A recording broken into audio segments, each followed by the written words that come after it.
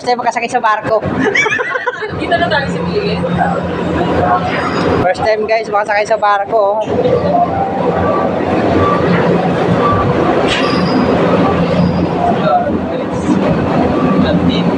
Nandito na tayo sa barko. Ayun o.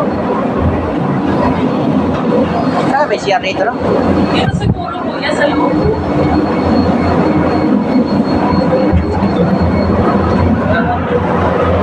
Likod. Taas pa.